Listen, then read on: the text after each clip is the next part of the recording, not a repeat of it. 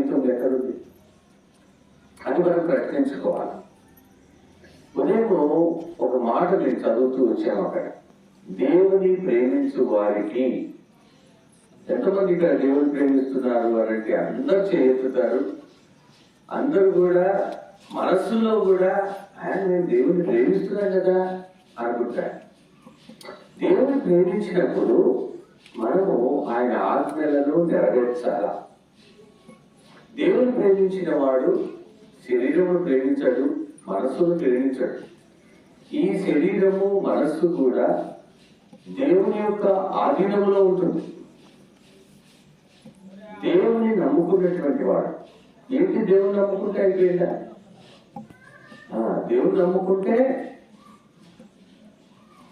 దేవుని నమ్ముకున్నాము, మేము క్రైస్తవులము, లేకపోతే ఇంకేదో గొప్ప దేవుడిని కలిగి ఉన్నాము, అది కాదు. దేవుడిని నమ్ముకున్నటువంటి వారము రోమా 8:28 ఉదయం చదివాము. అక్కడ ఒక చోట దేవుని ప్రేమించువారు, దేవుని ప్రేమించువారు,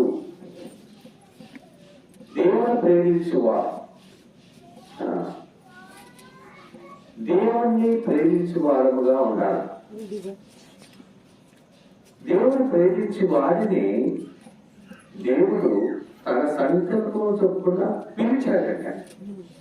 అదే రోమా 8:28 తన సంకల్పం చొప్పున. ఏంటి ఆయన సంకల్పం అంటే ఆయనతో కూడా దేవునితో సమానముగా నీవు నేను ఉండాలనేటువంటిది దేవుని యొక్క కోరిక. 1 యోహాను 3వ అధ్యాయము మొదటి వచనం నుంచి చదివితే అక్కడ మనకు ఒక వివరణ, చక్కని విషయాన్ని అక్కడ దేవుడు మనకు చూపిస్తాడు. చదువుతారండి ఎవరైనా? 1 యోహాను పత్రిక 3వ అధ్యాయము 1 నుండి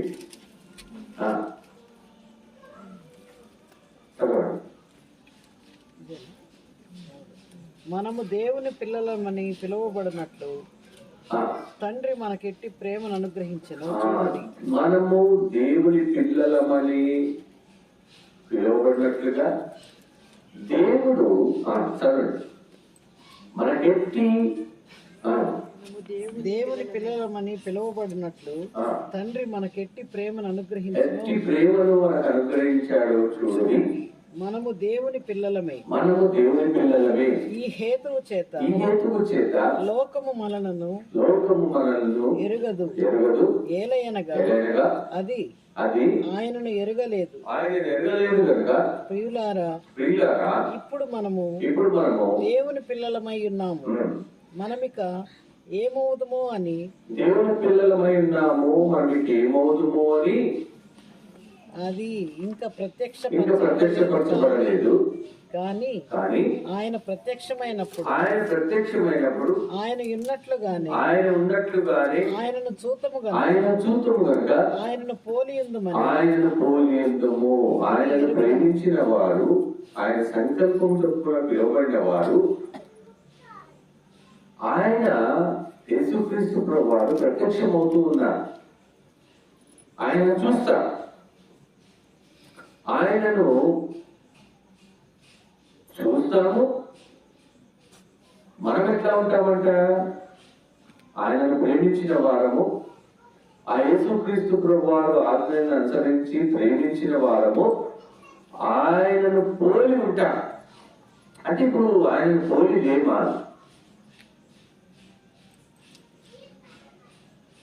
ఏమంటారు? ఆయన మాదిరిగా మనం లేమా? ఆయన పోలి లేమా? మనుష్యులు మనము ఆయనను పోలిన వారమే. ఆదికాండము 1వ అధ్యాయము 26, 27, 28 వచనాల్లో మనం చూస్తే దేవుడు తన పోలిక చొప్పున తన స్వరూపమందు మానవుడిని, నరుని సృజించాడు. మానవుడు, నరుడు ఆయన పోలికలో ఆయన స్వరూపమందు సృష్టించబడినటువంటి వాడే. మరి ఆయన పోలికలో ఆయన స్వరూపంలో సృష్టించబడినటువంటి మానవుడు ఇక్కడ 1 యోహాను 3వ అధ్యాయంలో ఆయన ప్రత్యక్షమైనప్పుడు ఆయన చూస్తాము, ఆయన పోలి ఉంటాము అని రాస్తాడేంటి? ప్రశ్న ఇది మనం పరీక్షించుకోవాల్సినటువంటి ప్రశ్న, మనం పరీక్షించుకోవాల్సినటువంటి విషయము, మనం పరీక్షించుకోవాల్సినటువంటి అంశం ఇది. ఆది కాండంలోనే మానవుడు ఆయన పోలికలో ఉన్నాడు, ఆయన స్వరూపములో మానవుడిని దేవుడు సృష్టించాడు. అయితే ఈ మానవుడు ఏం చేశాడంటే తన పోలికను, దేవుని పోలికను, దేవుని స్వరూపమును పోగొట్టుకున్నాడు. ఎలాగా? ఆజ్ఞను అతిక్రమించాడు. ఆయన ఎవరో ఆదాము ఆజ్ఞను అతిక్రమించాడు, మనం కాదు కదా. సరేండి, మనం కాదు కాబట్టి కాలం ఎగరేసి చేసి మనం ఏం చేయాలంటే ఇప్పుడు ఆయన ఎవరు, మనకే మనం బాగుంటాం. మనం కాదు, మానవులందరూ కూడా చెడిపోయినటువంటి వాడే. ఆ ఆదాము నుంచి వచ్చినటువంటి మనమందరం కూడా, లోకమంతా కూడా, మనుషులందరూ కూడా చెడిపోయినటువంటి వారే, తప్పిపోయినటువంటి వారే. దేవుని స్వరూపము, దేవుని పోలిక ఏదైతే దేవుడు మనకిచ్చాడో, ఈ పాపము చేయటం ద్వారా, ఆజ్ఞను అతిక్రమించటం ద్వారా, చేయొద్దన్న పని చేసి చెయ్యమన్న పని చేయకుండా మన ఇష్టము చొప్పున ప్రతివాడు, న్యాయాధిపతులు ఆఖరి అధ్యాయం ఆఖరి వచనంలో ఉంది, ప్రతివాడు కూడా ఎట్లా ఉన్నాడు అంటే ఈ రోజు అది ఆ వాక్యంలో ఉన్నటువంటి ఆ మాట నెరవేర్చబడుతుంది. ఏంటి అనంటే ప్రతివాడు కూడా తన ఇష్టానుసారముగా ప్రవర్తిస్తున్నాడు. ఎందుకనంటే తనకిష్టమైంది నెరవేర్చుకునే దానికి అనేటువంటి వాంఛ. పిల్లలు ఉంటారు, తల్లిదండ్రుల మాట వినట్లే, భార్య భర్త మాట వినట్లే, భర్త భార్య మాట వినట్లే. వాళ్ళు ప్రతి కుటుంబంలో కూడా ఏదో నామకార్థంగా దేవుని పిల్లలమే. ఇప్పుడు మనము మొదటి యోహానులో మనం చూస్తాం, మనం దేవుని పిల్లలమే, దేవుని పిల్లలమే, దేవుని పిల్లలమే అనుకుంటూనే తిరుగుతున్నాము. కానీ దేవుని పిల్లలము అనేటువంటి ఆ గ్రహింపు, గమనిక లేదు. కొన్ని పావురాలు ఉన్నాయట, మీకు కూడా తెలిసి మా కథ, అది కథ. కానీ అది నిజమే, మన విషయంలో కూడా అది నిజమే. కొన్ని పావురాలు ఉన్నాయి, ఆ పావురాలలో ఏదో పావురం నేర్చుకుంది ఒక పాట. పోయేవాడు వస్తాడు, గింజలు చల్లుతాడు, వల వేస్తాడు, వలలో పడేరు జాగ్రత్త అనేటువంటిది జ్ఞాపకం పెట్టుకోండి. అది మనము ధ్యానం చేస్తూ ఉండాలి, జ్ఞాపకంలో ఉంచుకోవాలి అని అనుకున్నాయట ఆ పావురాలు. అనుకొని అవి ఇదే పాట పాడుతా ఉన్నాయి. పోయేవాడు వస్తాడు, గింజలు చల్లుతాడు, వల వేస్తాడు, వలలో పడేరు జాగ్రత్త, ఇవే పాట పాడుకుంటా ఉన్నాయంట. పోయేవాడు వచ్చాడు, గింజలు చల్లాడు, ఆ గింజల కోసము ఆ పక్షులు వాలినాయి, వల వేశాడు, వలలో చిక్కుకున్నాయి, అదే పాట పాడుతున్నాడు. ఏ పాట? వలలో చిక్కుకొని ఇంకా వాడు వలలో చిక్కుకున్నటువంటి పక్షులను తీసుకువెళ్ళిపోతాడు. పాట పాడుతూనే ఉన్నాయంట. పోయేవాడు వస్తాడు, గింజలు చల్లుతాడు, వల వేస్తాడు, వలలో పడేరు జాగ్రత్త. మనం కూడా బయటకు చదువుతున్నాం, జాగ్రత్త జాగ్రత్త జాగ్రత్త అని. ఓ మనకే కాక బైబిల్ ఉందని చదువుతూనే ఉన్నాం కానీ జాగ్రత్త లేదు మన దగ్గర. ఆ పక్షుల మాదిరిగా దుష్టుడు సైతాను వాడి వలలో చిక్కుకుపోతున్నాడు. గింజలు వాడు వేస్తూ ఉన్నాడు. గింజలు ఏంటి అని అంటే శరీరం యొక్క మనసు యొక్క కోరికలు, అవే గింజలు. ఆ పక్షులు మాదిరిగా ఆ గింజలకు ఆశపడి, సాతాను ఎవడో అపవాది సాతాను మనం అనుకుంటా ఉంటాం. సాతాను పడి వాడి పని వాడు చేస్తుంటాడు. మనుషులు కూడా సాతానులుగా, అపవాదులుగా బుద్ధిహీనమైనటువంటి పనులు చేస్తూ ఉంటాడు. సాతాను ఉదయం ఇప్పుడు మీరు జ్ఞాపకం చేసుకున్నాం. సాతాను డైరెక్ట్ గా రాకుండా సర్పము పంపించాడు. ఎక్కడికి చెప్పండి? సందేహం ఎందుకు? మనకు తెలుసు కదా, చెప్పాలా? అప్పుడే మనము వాక్యం చదువుతున్నాము లేకపోతే వాక్యము గ్రహిస్తున్నాము అనేటువంటిది మనకు అర్థమవుతుంది. సైలెంట్ గా ఉండి సిగ్గుపడో భయపడో ఏమో నేను తప్పు చెప్తానేమో, ఇవన్నీ తప్పు చెప్పిన పర్లేదు, కరెక్ట్ చేసుకుంటాం. మనం ఎక్కడికి వెళ్ళాడు వాడు సర్పము?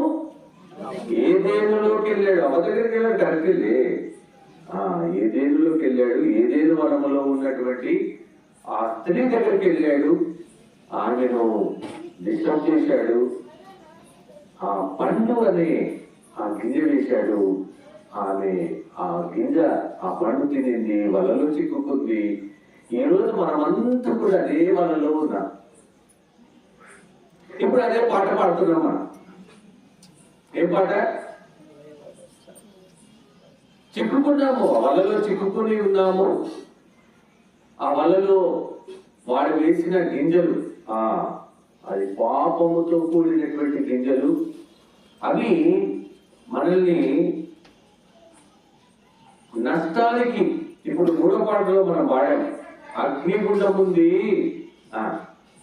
అగ్నిగుండం ఉంది, అగ్ని ఉంది. ఎవరి కోసం అంటే అది? ఎవరి కోసం అండి? పాట పాడాలి కదా మీరు, చెప్పండి. మీరు పాట పాడలేదు మీరు? అగ్నిగుండం ఎవరి కోసము? పాపుల కోసం,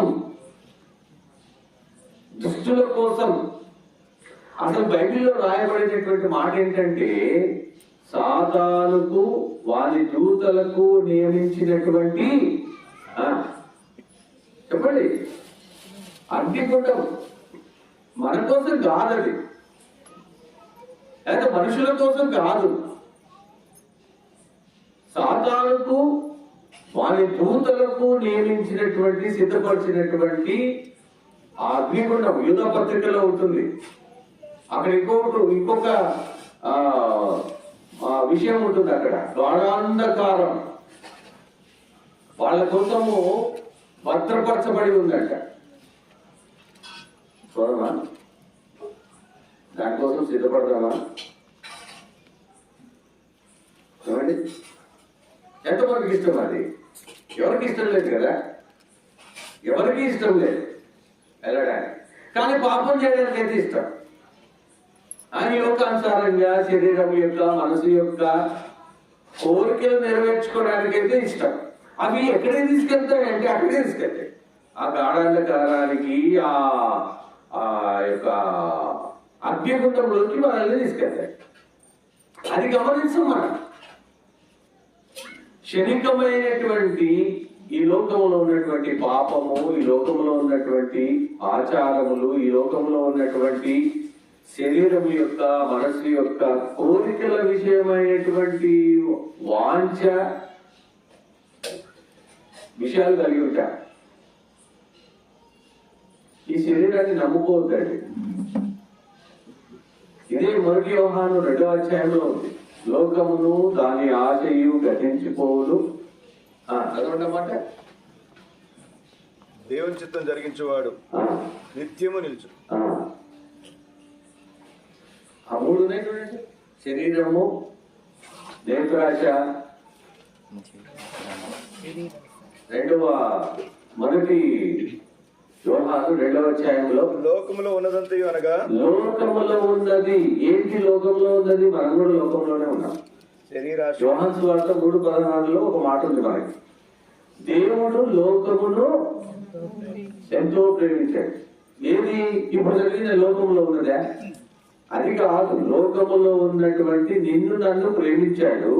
అయితే లోకంలో ఇంకొకటి ఉంది. లోకములో ఉన్నదంతయు అనగా శరీరాశయు నేత్రాశయు శరీరాశ, నేత్రాశ, జీవకుటంబం తండ్రి వల్ల కట్టుపుట్టినవి కావు. ఇవి లోకంలో ఉన్నవి. శరీరాశ, మంచి భోజనం చేయాలా, అక్కడికి వెళ్ళాలా, ఇక్కడికి వెళ్ళాలా, ఆ పాపం చేయాలి, ఈ పాపం చేయాలా. అది పాపంలా కనబడదు మనకి, కానీ అది చెయ్యాలా.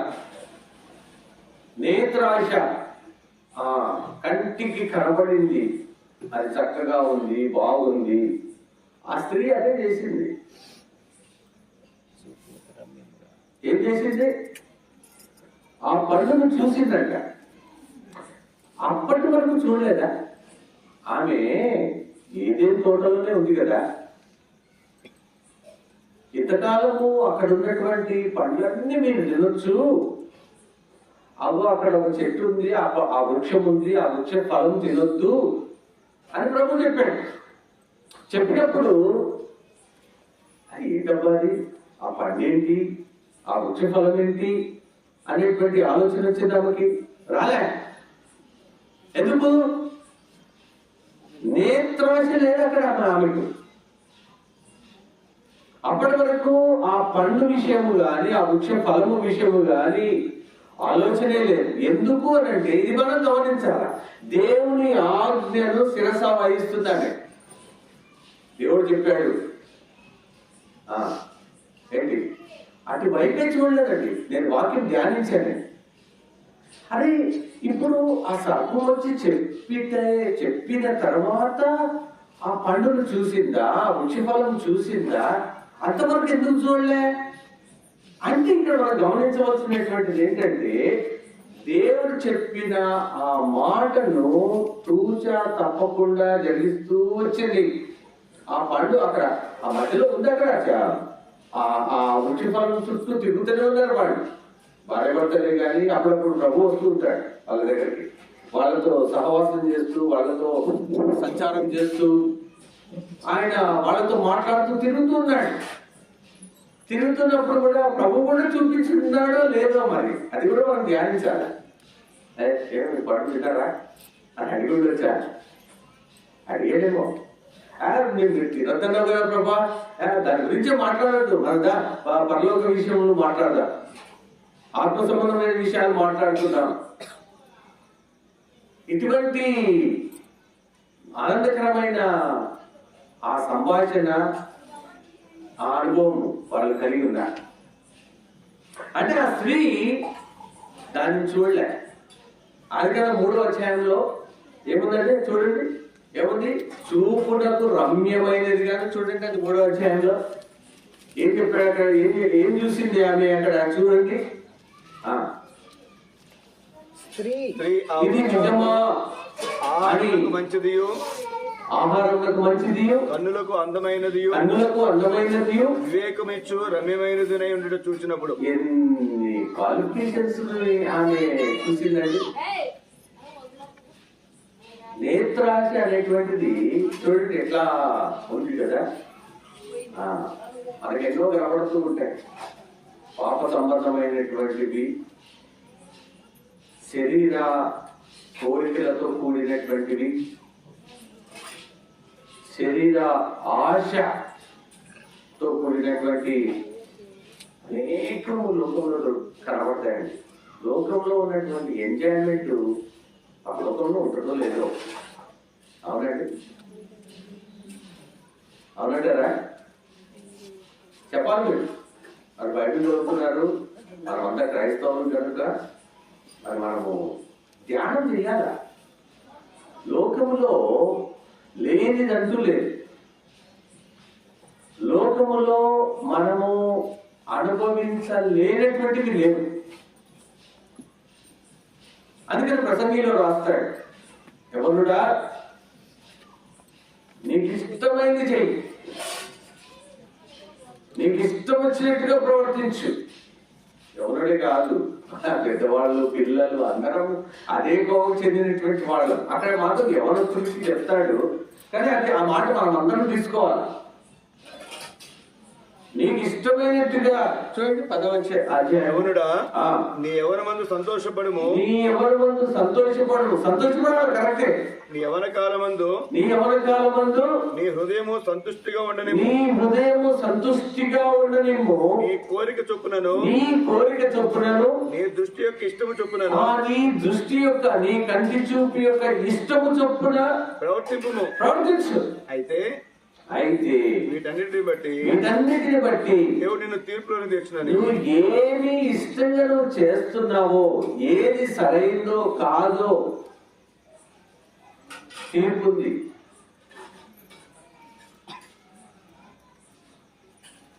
ఒక తీర్పు జరగనే ఉంటుంది. ఎక్కడ? పరలోకంలోనా? ఎప్పుడో చనిపోయిన తర్వాత? ఇప్పుడే,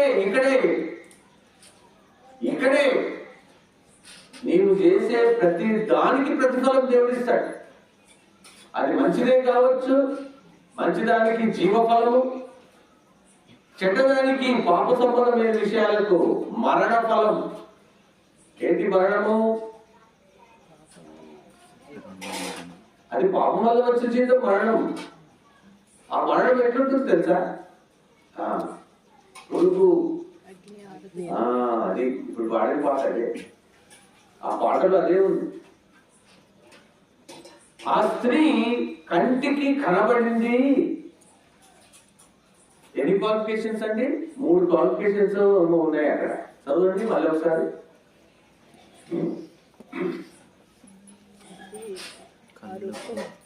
ఆ వృక్ష ఫలము ఆహారమునకు మంచిది. ఇంకా తినలేమా? కన్నులకు ఆహారమునకు మంచిదిగా కనబడింది, కన్నులకు అందమైనదిగా కనబడింది, వివేకమిచ్చు రమ్యమైనదిగా కనబడింది. కనబడటం మట్టుకే ఇంకా తినలేమా? ఏమండి మీకు తెలుసా? అందరికి తెలుసు. ఏంటంటే భోజనం, అది ఏ భోజనం అయినా కూడా వండి తీసుకొచ్చి పెట్టిన తర్వాత కంటికి కనబడటంలోనే దాని యొక్క రుచి తెలిసిపోతుంది. అవునండి? ఎట్లా వచ్చింది? ఇక్కడి నుంచే వచ్చింది అది.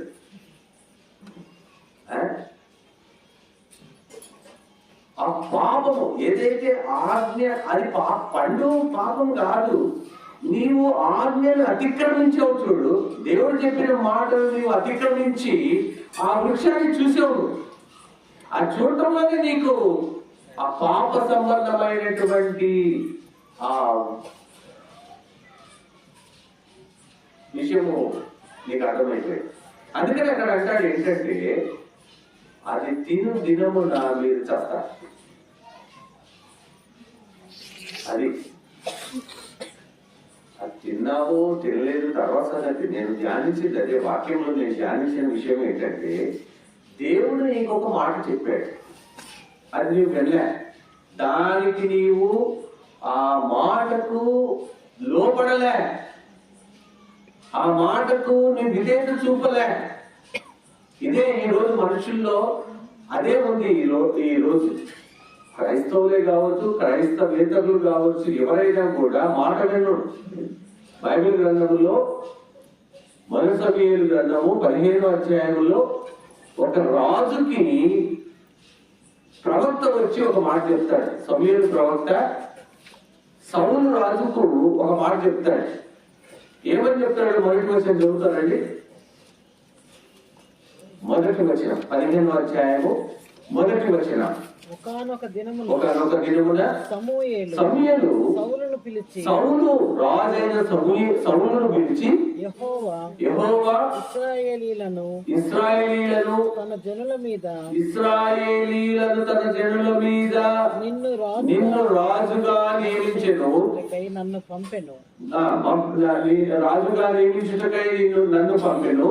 యెహోవా మాట వినుము. ఏమన్నాడు? యెహోవా మాట వినుము. యెహోవా మాట వినుము, దేవుని మాట వినుము. వినరండి, ఓకే రైట్ వెళ్ళిపోతాడు. అది కాదు వినేది, వినుము అంటే ఏదైతే ఆయన చెప్పాడో దాన్ని అనుసరించాలా, ఆ చెప్పిన మాటకు విధేయత చూపించాలా. అప్పుడే దేవుని నువ్వు ప్రేమించిన వాడు, దేవుని ప్రేమించిన దానవు. దేవుని మాట విను. ఆ సౌలు రాజు దేవుని మాట వినలే. సరే అన్నాడు, సరేపో అన్నాడు, అయిపోయింది. తన పని తను చేసేసాడు అక్కడ. ఆ సమయంలో దేవుని మాటను తీసుకొచ్చి ఆ సౌలుకు చెప్పాడు. ఆ మాటను ఏమాత్రం అనుసరించకుండా తన ఇష్టమైనది చేసుకుంటూ వచ్చాడు. ఆ అమాలేకీయులను చంపమన్నాడు. చిన్నపిల్లలు కాదు దగ్గర నుంచి, పసిపిల్లల దగ్గర నుంచి ఆ రాజు వరకు, అమాలేకీయుల యొక్క రాజు వరకు ఎవరిని కనికరించొద్దు, చంపే. ఏంటి తెలుసా అమాలేకీయులు అంటే? మన జీవితంలో ఉన్నటువంటి పాప సంబంధమైనటువంటి విషయాలే అమాలేకి. వాటిని చంపేయాలా, వాటిని చంపి అని చెప్తే కొన్ని మంచి మంచివి దాచుకుంటాం మనం. ఏమంటే చంపుతాం కరెక్టే, కొన్ని మంచి మంచి దాచుకుంటాం. ఏంటి? సినిమా పాటలు, ఏవేవో వీడియోలు, తర్వాత ఇంకా కొన్ని భాషలు ఉంటాయి మన దగ్గర, చక్కని భాషలు ఉంటాయి. వాటిని వదిలిపెట్టారు. ఒకనొకప్పుడు చక్కని భాష మాట్లాడేవాడిని. నోరు తెలిస్తే భయంకరమైనటువంటి మాటలే. కొంతమంది అసహించుకునేవారు కూడా.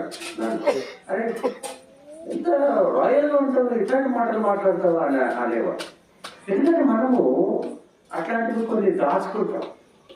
అవి బాగున్నాయి, వాటిని మనకు అవసరం అని దాచుకుంటాం. అలాగే గర్వం, అలాగే అతిశయం, అలాగే మాట వినకపోవటం, ఇట్లా కొన్ని దాచుకుంటాం. ఇవన్నీ ఎట్లా వచ్చినాయంటే నేత్రాశ ద్వారానే వచ్చినాయి. ఈ నేత్రాశ ద్వారా శరీరాశ, జీవపు డంబం, అతిశయం. ఆ పాటలు మనం విన్నాం. నా అంతటి వాడు లేడు అని అనుకుంటామట. ఆ మూడో పాటలు మనం విన్నాం. నా అంతటి వాడు లేడు అని అనుకుంటాం. ఏమంటే వెంకటరావు గారు, నీ అంతటి మేస్త్రి లేడా? ఉన్నారు కదా. అందుకే అడిగారు ఇందాక, నువ్వే మేస్త్రి గారు, నీ కింద వాళ్ళు ఉన్నారా, నీకు పైన ఎవరన్నా ఉన్నారా అని అడిగా. ఎందుకంటే మా దగ్గర ఇక్కడ ప్రకాశం జిల్లా నుంచి వచ్చిన వాళ్ళు అక్కడ పనిచేస్తుంటారు హైదరాబాద్ లో. అతిశయించడానికి, జీవపు డంబము కలిగి ఉండడానికి ఏమాత్రం ఆస్కారం లేదు. ఏదైనా కూడా నీ దగ్గర, నీ మేస్త్రిగా తలాంతులు నీ దగ్గర ఉన్నాయి, లేకపోతే వాక్యం చెప్పే తలాంతులు నా దగ్గర ఉన్నాయి, మంచి జ్ఞానము కలిగినటువంటి విషయాలు నీ దగ్గర ఉన్నాయి, టాలెంట్స్ ఉన్నాయి, తలాంతులు ఉన్నాయి, స్కిల్స్ ఉన్నాయి. ఇప్పుడు ఆ గోడకి డిజైన్ చేశాడు, అదొక స్కిల్, పనితనం. దాన్ని బట్టి వాడు ఏం చేస్తాడు? చూసా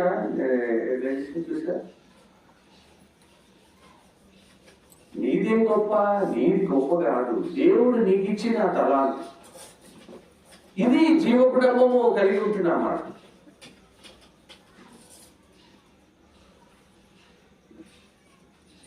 అయితే ఆయన స్వరూపాన్ని, ఆయన పోలికను మనం పోగొట్టుకున్నాం. ఈ విధమైనటువంటి పాప జీవితము ద్వారా, ఈ విధమైనటువంటి దేవుని మాట వినకుండా, దేవుని మాటకు అతిక్రమించి, దేవుని ఆజ్ఞను అతిక్రమించి దేవుని పోలికగా పుట్టినటువంటి, దేవుని పోలికగా సృజించబడినటువంటి ఆ సృష్టమును మనం పోగొట్టుకున్నాం. దేవుని పోలికను పోగొట్టుకున్నాం. పాప పోలిక మా తండ్రికి తెలుసు అనుకుంటా, పెద్దవాళ్ళకి తెలుసు, ఇప్పుడు వాళ్ళకి తెలియదు. మానవుని హృదయం అని ఒక పటం ఉంది. మానవుని హృదయం అని ఒక పటం ఉంది. అది ఒక బుక్ కూడా ఉంది, నా దగ్గర ఉంది ఇంట్లో. ఆ హృదయము, రకరకాల హృదయంలో ఉన్నటువంటి సంగతులను బట్టి ఆ మనిషి యొక్క ఆ ముఖ కవళిక మారుతూ ఉంటుంది. ఈ పాప సంబంధమైనటువంటి ఇవన్నీ ఉండిన ఆ మనిషి యొక్క ముఖం ఎట్లా ఉంటుందంటే నల్లగా వికారంగా ఉంటుంది. ఇది మన స్వరూపం. అయితే యేసుక్రీస్తు ప్రభువాడు మనల్ని ఆయన స్వరూపంలోకి మళ్ళీ తీసుకురావాలా. అది దేవుని యొక్క ఉద్దేశం. దేవుని పోలిక ఇప్పుడు 1 యోహాను 3వ అధ్యాయంలో మనం చదివాం. ఆయన పోలి ఉంటాము, ఆయనను చూస్తాము. ఎక్కడ చూస్తాము? పరలోకంలో కాదు, ఇక్కడే చూస్తాం. ఇక్కడే ఆయనను పోలి ఉంటాం.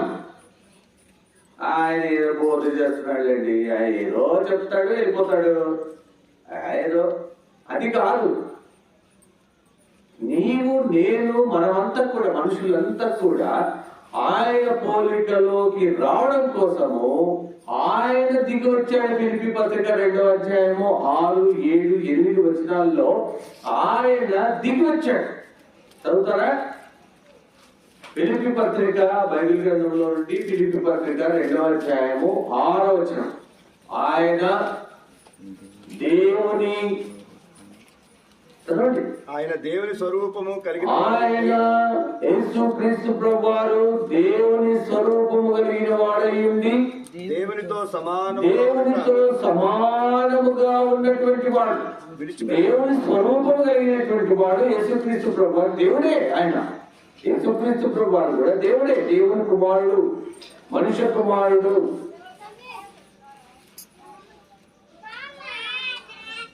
ఇట్లాగా యేసుక్రీస్తు ప్రభువారికి పేర్లు ఉన్నాయి. ఆయనే దేవుడు. యేసు ప్రభువారు కూడా దేవుడే, దేవుని స్వరూపం కలిగినటువంటి వాడు. రెండవది ఏంటంటే దేవునితో సమానముగా ఉన్నటువంటి వాడు. మనుషులు సమానంగా ఉన్నటువంటి వాడు, దేవునితో సమానంగా ఉన్నవాడు. చూడండి, చంద్రబాబు గారు ఉన్నారు, లేకపోతే జగన్ గారు ఉన్నారు, వాళ్ళ కుమారులు ఉన్నారు, కుమార్తెలు ఉన్నారు. వాళ్ళను పోలి వాళ్ళతో సమానముగా ఆ రాయల్, ఆ గొప్ప గొప్ప ఇళ్లలో ఉంటారు. వాళ్ళు ఇక్కడికి వచ్చి కూర్చుంటారు. ఎవరైనా పిలుచుకొస్తారండి? మీరు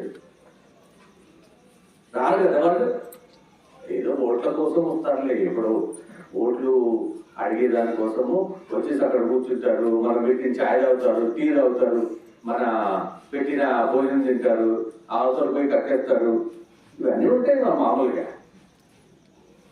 యేసుక్రీస్తు ప్రభువారు దేవుని పోలిన వాడు, దేవునితో సమానముగా ఉన్నటువంటి అనుభవం. అది ఆయన ఏం చేశాడంటే, నీవు నేను కూడా ఆయన పోలికగా, దేవుని పోలికగా, దేవుని స్వరూపం కలిగిన వారముగా మనల్ని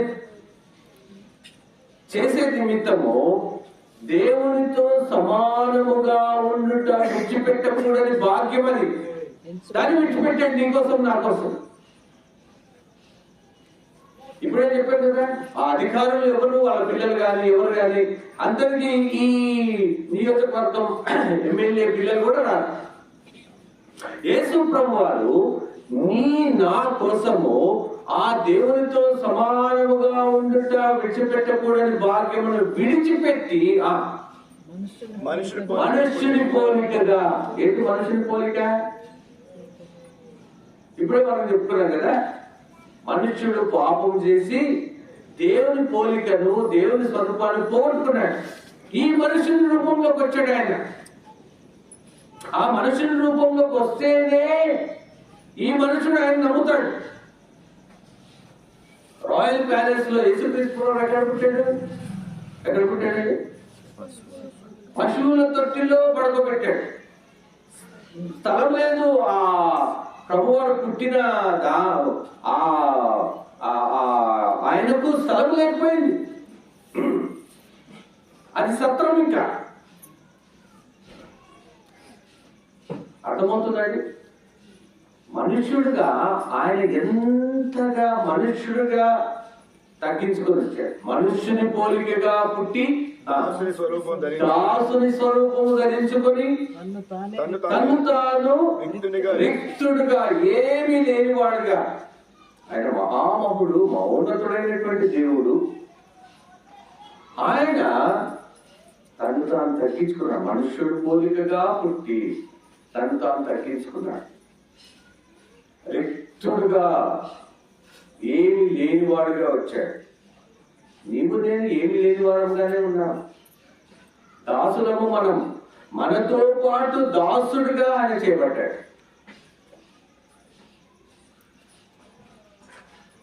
నీవు నేను కూడా ఆయన స్వరూపంలోకి రావాలి. అదే యోహాను మొదటి పత్రిక 3వ అధ్యాయంలో మనం చదివాం. ఆయన స్వరూపంలోనికి రావాలా. ఆయన ఈ దాసుడుగా దేవుని స్వరూపము, దేవునితో సమానముగా ఉండటం విడిచిపెట్టకూడని భాగ్యమును విడిచిపెట్టి వచ్చాడు అనేటువంటిది నీవు నమ్మాలా. ఆయన విశ్వాసం ఉంచాలా.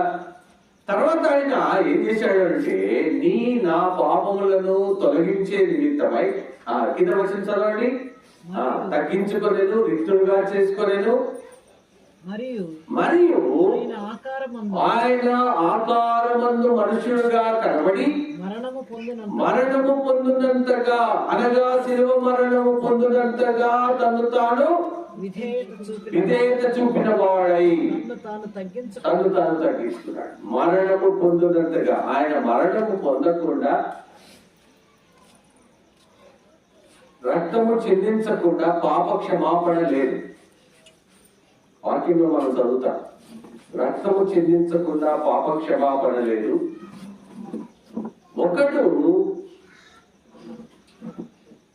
పాప సంబంధమైన ఈ లోకము కొరకు, పాపములో జీవిస్తున్న మానవుని కొరకు ఒకడు మరణమునకు అప్పగించబడాలి. అప్పుడే ఈ లోకమునకు మానవునికి రక్షణ, మానవునికి పాప క్షమాపణ.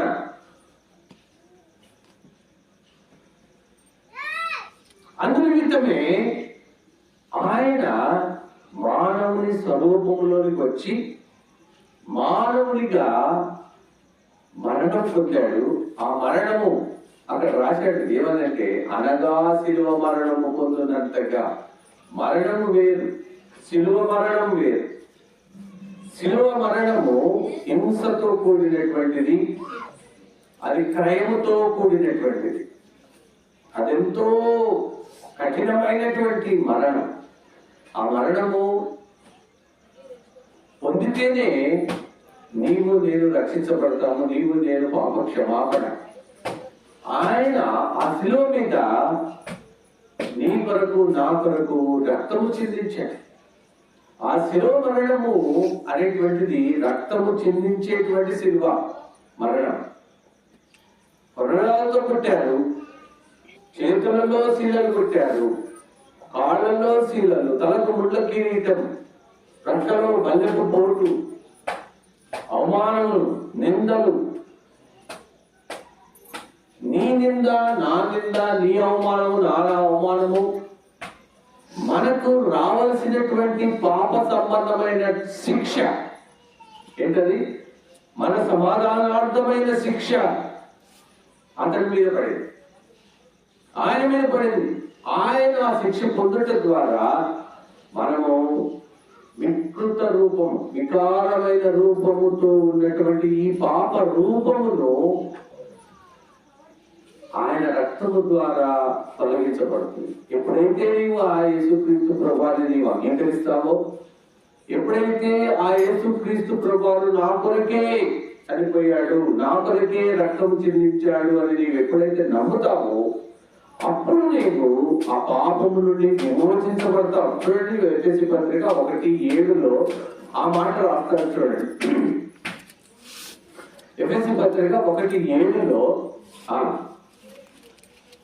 ఎట్లనగా తన ప్రియుని యందు అనగా యేసు క్రీస్తు ప్రభువారి యందు తాను ఉచితముగా మనకు అనుగ్రహించిన మనకు ఉచితముగా అనుగ్రహించిన తన కృపా మహిమకు కీర్తి కలిగినట్లు తన చిత్త ప్రకారమైన దయా సంకల్పం చొప్పున యేసుక్రీస్తు ద్వారా తనకు కుమారులుగా స్వీకరించుటకై మనం ముందుగా తన కోసం నిర్ణయించుకొని మనం తన ఎదుట పరిశుద్ధులు నిర్దోషులై ఉండవాలని పునాది ప్రేమ చేత ఆయన క్రీస్తులు మనం ఏర్పరచు. దేవుని కృపా మాధైశ్వర్యమును బట్టి ఆ ప్రియుని యందు యేసు క్రీస్తు ప్రభువారి యందు ఆయన రక్తము వలన యేసు క్రీస్తు ప్రభువారు శిలువలో చిందించినటువంటి ఆ రక్తము వలన మనకు విమోచనము అనగా మన అపరాధములకు క్షమాపణ చూసారండి. క్షమాపణ, మన అపరాధములకు క్షమాపణ ఎట్లాగా? ఆయన రక్తము వలన, ఆ శిలువలో ఆయన చిందించినటువంటి రక్తము వలన మనకు మన పాపములకు మన అపరాధములకు క్షమాపణ దొరుకుతుంది అని మేము గుర్తించాలి. నేను గుర్తించాలి, మనం గుర్తించాలి. ఏదో క్రైస్తవులము అందరం వెళ్తున్నాము వస్తున్నాము, వాళ్ళు ఏదో బోధిస్తున్నారు వింటున్నాము వెళ్తున్నాము, అది కాదు. అది వాడుకగా ఆచారనీతిగా ఉంటుంది. ఆచారములకు భద్రమైన వాళ్ళని కావాలి. మనకు ఆచారాలు లేవు, వాడుకలు లేవు. ప్రతి దినము కూడా ప్రభు యొక్క మొక్కరిస్తూ ఉంటాం. ప్రతి దినము కూడా దేవుని యొక్క స్వరూపములోనికి మార్చబడేదానికి ప్రయత్నం చేస్తుంటాం. ఎట్లాగో అంటే మనల్ని మనము దేవుని దగ్గర ఒప్పుకుంటూ క్షమాపణ కోరచ్చు. ఇక్కడ ఎఫెసీ 1:7 ప్రకారంగా మనకు దొరికిన క్షమాపణను మనం కలిగినటువంటి వారంగా ఉంటాం. ఈ క్షమాపణ పొందినటువంటి మనం ఇప్పుడు మొదటి యోహాను 3వ అధ్యాయంలో ఉన్నటువంటి ఆ దేవుని పోలికలోనికి మనం తీసుకురాబడుతున్నాం. చూసారా? నీవు నేను దేవుడు సృష్టించిన ఆ సృష్టి, దేవుని పోలికలో ఉన్నటువంటి ఆ పోలికను పోగొట్టుకున్న మనము తిరిగి మళ్ళీ ఆయన పోలికలో తీసుకురాబడుతున్నాం. అక్కడ ఏం చెప్తున్నాడంటే ఆయన ప్రత్యక్షమవుతాడు. ఎప్పుడు ప్రత్యక్షమవుతాడు? అప్పుడెప్పుడో దేవుడు ప్రభు వస్తాడు. అది వచ్చే సమయం ఉంది. ఇప్పుడు కూడా ప్రత్యక్షమవుతాడు. నీకు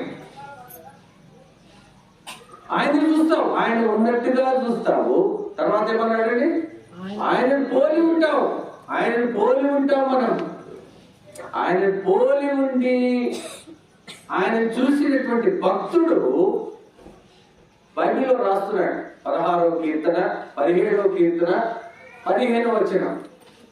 17వ కీర్తన 15వ వచనంలో ఆయన పరలోకానికి ఇంకా పోలే, ఇక్కడే ఉన్నాడు. దేవుని ప్రత్యక్షతను చూస్తూ ఉన్నాడు. దేవుని పోలిన వాడిగా అక్కడ తన మాట, ఎంత చక్కని మాట చెప్తున్నాడు చూడండి. నేనైతే నీతి గలవాడనై. ఎట్లా వచ్చింది నీతి? ఆయన రక్తము వల్ల మనకు నీతి. రోమపత్రిక 4వ అధ్యాయము ఆఖరి వచనము, 5వ అధ్యాయము 1వ వచనము మనం చదివితే ఆ నీతి ఆయన రక్తము వలన, ఆయన మరణ భూస్థాపన పునరుద్ధానముల వలన మనకు నీతి కలుగుతుంది. అందుకని ఈ వ్యక్తి ఏమంటున్నాడు? ఎంత ధైర్యంగా చెప్తున్నాడు అంటే దేవుని దగ్గర తాను పొందుకున్నటువంటి నీతి. నువ్వెంత నీతిమంతుడు, నువ్వు ఎంత నీతిమంతుడో నాకు తెలుసు అంట. ఏమండి, ఎంత బోధ చేస్తున్నావు, ఇక్కడ వచ్చి నిలబడి నీ నీతి ఏంటో నాకు తెలుసులే అంట. రేపు ఏదన్నా పొరపాటు నాకు అనిపించింది అనుకోండి, నువ్వు ఎంత నీతిమంతుడో నాకు తెలుసులే అంట. ఈ కీర్తనకారుడు దేవుని ఎదుట 51వ కీర్తనలో తన పాపాలు ఒప్పుకున్నాడు, సరి చేయబడ్డాడు. నీతిమంతుడిగా తీర్చబడి ఇక్కడ 17వ అధ్యాయం 15వ వచనంలో చెప్తున్నాడు, నేనైతే. ఎటువంటి సాక్ష్యం అంటే, నేనైతే ధైర్యంగా, నేనైతే నీతి గలవాడనై నీ ముఖ దర్శనం చేసుకుంటాను. నీతి గలవాడమైతే ఆయన ముఖ దర్శనం చేసుకుంటామండి. ఆయన ముఖ దర్శనాన్ని మనం చూస్తాం. అదే 1 యోహాను 3వ అధ్యాయంలో మనం చదివాం. ఆయన చూస్తాం, ఆయన ప్రత్యక్షమవుతాడు, ఆయన చూస్తాం. నీతి గలవారమైతే ఆయన ముఖ దర్శనం చేసుకుంటాము. తర్వాత నేను మేలుకొన్నప్పుడు, ఎప్పుడు మేలుకుంటాడండి? ఉదయకాలం మేలుకుంటారు. తర్వాత కొన్ని సందర్భాల్లో మధ్యాహ్నం పడుకోవడం అట్లా ఉంటుంది అనుకోండి. ముఖ్యంగా ఉదయకాలమున మేలుకున్నప్పుడు ఏం చూస్తామండి? ఇప్పుడు ఏం చూస్తున్నాం మీరు చెప్పండి. ఉదయకాలం లేచి ఏం చూస్తున్నాడు? లేవగానే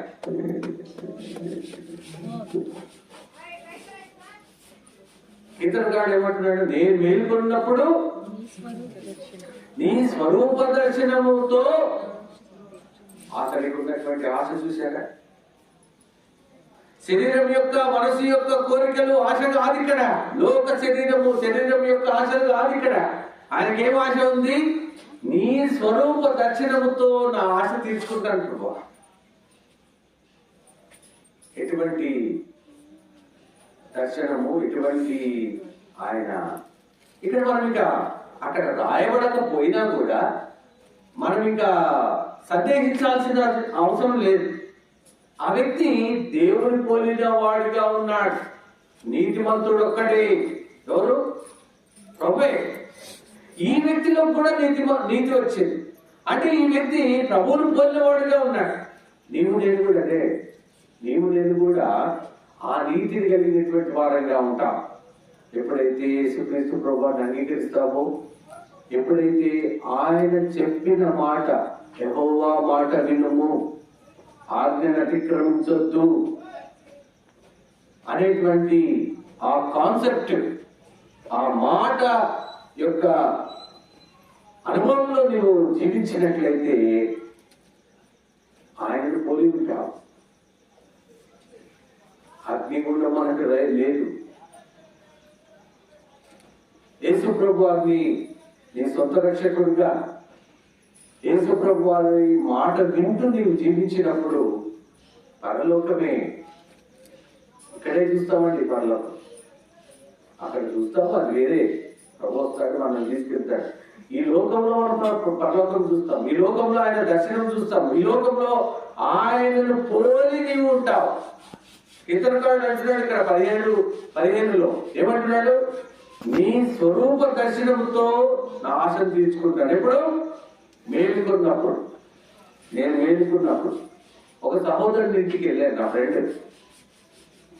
ఎప్పుడు తను డ్యూటీకి వెళ్ళి వచ్చి 2 గంటలకు వచ్చేస్తాడు. డ్యూటీ నుంచి ఇంటికి వచ్చేసి పడుకుంటాడు.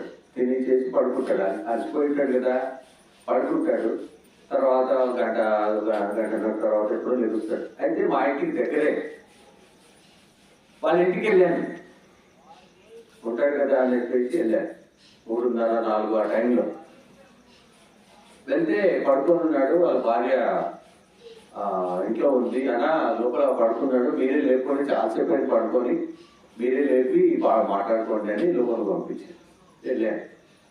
వెళ్ళిన తర్వాత ఎరా ఏం పడుకుని ఎక్కాలేదు, ఎంతసేపు పడుకుని 4 అవుతుంది. ఆయన అనుకుంటుంది. కళ్ళు తెరవకుండా పడుకున్న వాడు అట్లనే ఉంగి పరుపు కింద నుంచి ఒక ఫోటో తీసి ఇట్లా చూసేసి దాన్ని పెట్టి అప్పుడు నన్ను చూస్తున్నాడు. మేలుకున్నప్పుడు ఏం చూస్తున్నాడంటే దేవుని స్వరూప దర్శనం చూడాలా.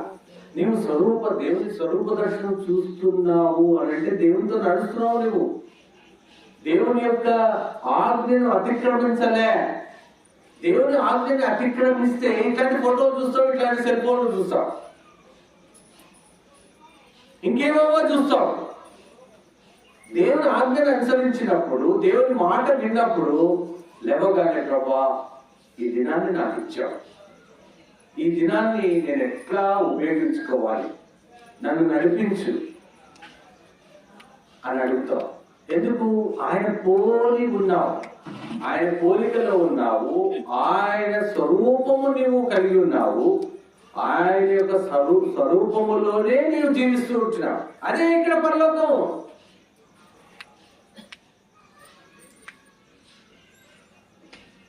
ఆ విధంగా ఆయన మాట విందామా, ఆయనను అనుసరిస్తామా? ఇది దేవుని ప్రేమించడం అంటే. దేవుని ప్రేమిస్తున్నావా? ఏదో క్రైస్తవులము, ఏదో ఆచారము అనేటువంటి ముసుగులో ఉన్నావా?